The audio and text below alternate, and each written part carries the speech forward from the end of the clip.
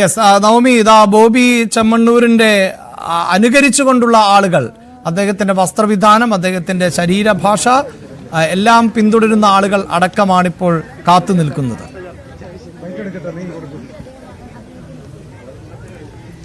അതെ, നമുക്ക് ബോബി ചെമ്മണ്ണൂർ ധരിക്കുന്ന വസ്ത്രവും അതേ ഹെയർ സ്റ്റൈലും ഒക്കെ ആയിട്ട് ഒരു വ്യക്തി ഇവിടെ എത്തിയിട്ടുണ്ട്. നമ്മൾ കഴിഞ്ഞ ദിവസങ്ങളൊക്കെ സോഷ്യൽ മീഡിയയിൽ ഇദ്ദേഹത്തിന്റെ വീഡിയോകളൊക്കെ കണ്ടതാണ്. എന്താണ് ചേട്ടന്റെ പേര്? ഇഷാദ് കല്ലിങ്ങൽ. ബോബി ചെമ്മണ്ണൂരിന് അപരനായിട്ട് ചെയ്യുന്നു, ഓരോ വേഷങ്ങളൊക്കെ ആയിട്ട് ചെയ്യുന്നു. ഈ ഒരു വിഷയത്തിൽ ബോബി ചെമ്മണ്ണൂരിനൊപ്പം തന്നെയാണോ? തീർച്ചയായിട്ടും.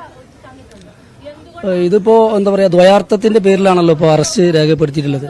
തെറ്റ് ചെയ്തിട്ടുണ്ടെന്ന് കുറെ ആളുകൾ പറയുന്നു. ആ തെറ്റിനുള്ള ഒരു ശിക്ഷ ഇപ്പോൾ അനുഭവിച്ചു കഴിഞ്ഞു, 4 ദിവസമായിട്ട് അനുഭവിച്ചു കഴിഞ്ഞു. ഇനിയെങ്കിലും ആ തെറ്റിന് ഒരു മാപ്പ് കൊടുത്ത് അദ്ദേഹത്തിന് ശിക്ഷിക്കപ്പെടാതിരിക്കാനാണ് നോക്കേണ്ടത്.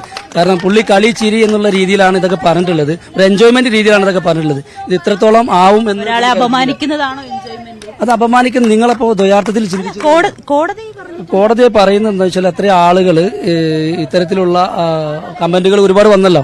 അപ്പൊ അതിന്റെ അടിസ്ഥാനത്തിൽ അങ്ങനെ ഒരുപാട് തെറികളൊക്കെ പറഞ്ഞു കമന്റുകൾ വരുന്നുണ്ട്. വരാതിരിക്കാൻ വേണ്ടിയിട്ടാണ് അങ്ങനെ കമന്റ് പറഞ്ഞു. അല്ലല്ല, ഒരുപാട് ആളുകൾ ഇപ്പോ ഇന്നത്തെ കാലത്ത് സോഷ്യൽ മീഡിയയിൽ ഒരുപാട് തെറി കമന്റുകൾ പബ്ലിക്കായിട്ട് പറഞ്ഞുകൊണ്ടിരിക്കുന്നുണ്ട്. പുള്ളി ഡയറക്റ്റ് പറഞ്ഞതൊന്നല്ലത്. അപ്പൊ പബ്ലിക്കായിട്ട് പറഞ്ഞുകൊണ്ടിരിക്കുന്ന കമന്റുകൾ ഉണ്ടായതുകൊണ്ട് അത്തരത്തിലുള്ള ഒരു ഇനി അങ്ങനെ ഒരു സംഭവം വരാതിരിക്കാൻ വേണ്ടിയിട്ടും കൂടിയാണ് കോടതി ശിക്ഷ നടപ്പിലാക്കിയിട്ടുള്ള കോടതി ഇന്ന് കണ്ടെത്തിയിട്ടുണ്ട്. ആ പറഞ്ഞത് ദ്വയാർത്ഥ പ്രയോഗമാണെന്ന് കോടതി തന്നെ വിലയിരുത്തിയതാണ്. അങ്ങനെയാണെങ്കിൽ എന്തായാലും അദ്ദേഹം മാപ്പ് പറയും, തീർച്ചയായിട്ടും മാപ്പ് പറയും. ആ മാപ്പിനുള്ള ഒരു ഇത് കൊടുക്കണം എന്നാണ് ആഗ്രഹിക്കുന്നത്. മുൻപ് മാപ്പ് പറഞ്ഞിട്ടുണ്ട്. പക്ഷെ നിങ്ങൾ എല്ലാവരും കൂടെ അദ്ദേഹത്തിനെ ചൊറിഞ്ഞുകൊണ്ട് ഇതാക്കരുത്, ക്രൂശിക്കരുത്.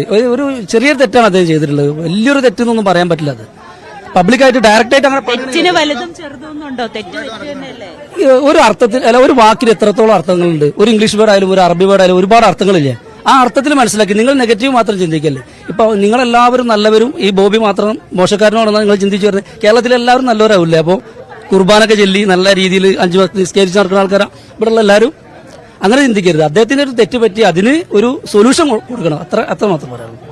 എന്തായാലും അഭിലാഷ്, ഇത്തരത്തിൽ ഓരോ ആളുകൾക്കും ഈ ബോബി ചെമ്മണ്ണൂരിന്റെ പരാമർശമൊക്കെ ശരിയാണെന്ന് ചിന്തിച്ച് അദ്ദേഹത്തിന് ഐക്യദാർഢ്യവുമായി എത്തിയവരാണ് ഓരോരുത്തരും. പക്ഷേ കോടതി പോലും കൃത്യമായി പറയുന്ന ഒരു സാഹചര്യം നമ്മുടെ മുന്നിലുണ്ട്.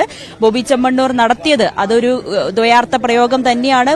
ബോബി ചെമ്മണ്ണൂർ കോടതിക്ക് മുന്നിൽ വരുമ്പോൾ അത് തെറ്റാണെന്ന് തന്നെ കോടതി കൃത്യമായി പറയുന്ന ഒരു സാഹചര്യമുണ്ട്. എങ്കിൽ പോലും ബോബി ചെമ്മണ്ണൂരിന്റെ ഐക്യദാർഢ്യവുമായി നിരവധി ആളുകളാണ് ഈ കാക്കനാട് ജില്ലാ ജയിലിന് മുന്നിലേക്ക് എത്തി നിൽക്കുന്നത്. എന്തായാലും 6 മണിക്കുള്ളിൽ തന്നെ ബോബി ചെമ്മണ്ണൂരിന്റെ ഒരു ഉത്തരവ്, കോടതിയിൽ നിന്ന് വന്ന ജാമ്യ ഉത്തരവ് ഇവിടെ സമർപ്പിക്കേണ്ടതുണ്ട്. എങ്കിൽ മാത്രമേ ഇന്ന് പുറത്തിറങ്ങാൻ കഴിയുകയുള്ളൂ. എത്രയും വേഗം ഈ വിധി പകർപ്പ്, ജാമ്യ ഉത്തരവ് ഇങ്ങോട്ടേക്ക് കൊണ്ടുവരുന്നതിന് വേണ്ടിയിട്ടുള്ള നീക്കം അഭിഭാഷകരുടെ ഭാഗത്തു നിന്നും നടക്കുന്നുണ്ട്. ഒപ്പം തന്നെയാണ് ആളുകളൊക്കെ ഇവിടെ ബോബി ചെമ്മണ്ണൂരിനെ കാണാനും ഐക്യദാർഢ്യം പ്രഖ്യാപിച്ചുകൊണ്ടും ഇവിടേക്ക് എത്തി നിൽക്കുന്നതും. അഭിലാഷ്, ബോബി ചെമ്മണ്ണൂരിന് ജാമ്യം അനുവദിച്ചുകൊണ്ടുള്ള ഉത്തരവാണ് അല്പസമയം മുമ്പ് പുറത്തിറങ്ങിയത്. ഉപാധികളോടെയാണ് ബോബി ചെമ്മണ്ണൂരിന് ജാമ്യം അനുവദിച്ചിട്ടുള്ളത്. ബോബിക്കെതിരായ ആരോപണങ്ങൾ പ്രഥമ ദൃഷ്ട്യാ നിലനിൽക്കുമെന്ന് കോടതി കൃത്യമായി നിരീക്ഷിക്കുന്നുണ്ട്.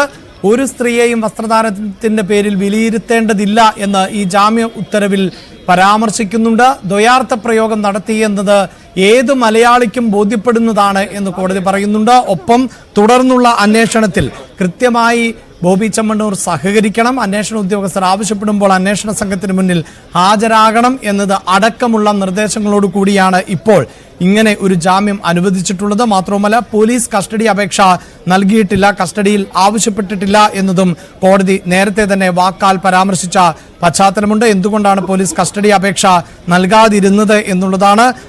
ഇതുമായി ബന്ധപ്പെട്ട് കൂടുതൽ വിവരശേഖരണത്തിന്റെ ആവശ്യം ഇല്ല എന്നതാണ് പോലീസിന്റെ നിരീക്ഷണം. ആ ഒരു പശ്ചാത്തലത്തിൽ ആണ് ഇനി കൂടുതൽ കസ്റ്റഡി അപേക്ഷയിലേക്ക് പോകേണ്ടതില്ല എന്ന പോലീസ് നിലപാട് സ്വീകരിച്ചത്. ഇതിന്റെ അടിസ്ഥാനത്തിൽ കൂടിയാണ് ഇപ്പോൾ ബോബി ചെമ്മണ്ണൂരിന് ജാമ്യം അനുവദിക്കുകയും ചെയ്തിട്ടുള്ളത്. 6 ദിവസത്തെ ജയിൽവാസത്തിന് ശേഷം ആണ് ബോബി ചെമ്മണ്ണൂരിന് പുറത്തേക്ക് ഇറങ്ങാൻ സാധിക്കുന്നത്. നേരത്തെ നവമി റിപ്പോർട്ട് ചെയ്യുമ്പോൾ കണ്ടതുപോലുള്ള വലിയ ആരാധകരും ഫാൻസും ഒക്കെ ഉള്ള വ്യവസായിയാണ്. പക്ഷേ ആ വ്യവസായി ഏതെങ്കിലും സ്ത്രീയെക്കുറിച്ച് മോശമായ പരാമർശം നടത്തിയാൽ നമുക്ക് നിയമ സംവിധാനങ്ങളുണ്ട് എന്ന് ബോധ്യപ്പെട്ട ദിവസങ്ങൾ ആയിരുന്നു കടന്നുപോയത്. എങ്കിൽ ഇനിയും ഇതുമായി ബന്ധപ്പെട്ട നിയമ നടപടികൾ തുടരേണ്ടി വരും ബോബി ചെമ്മണ്ണൂരിന് എന്നത് വ്യക്തമാണ്.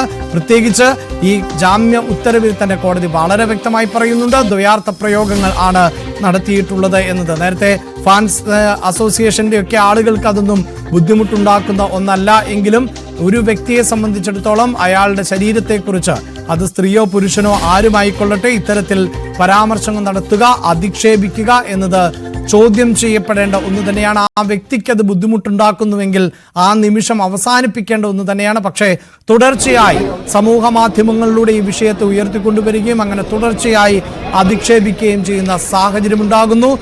നടി പരാതിപ്പെട്ടതിന് ശേഷവും തനിക്ക് ബുദ്ധിമുട്ടുണ്ടായി എന്ന് പറഞ്ഞതിന് ശേഷം പോലും അങ്ങേയറ്റം മോശമായ പദപ്രയോഗത്തോടു കൂടി സമൂഹ മാധ്യമങ്ങളിലൂടെ ഓൺലൈൻ മാധ്യമങ്ങളിലൂടെയൊക്കെ രംഗത്ത് വന്ന ആൾ കൂടിയാണ് ബോബി ചെമ്മണ്ണൂർ. അക്കാര്യങ്ങൾ കോടതി കൃത്യമായി നിരീക്ഷിക്കുകയും ചെയ്യുന്നു.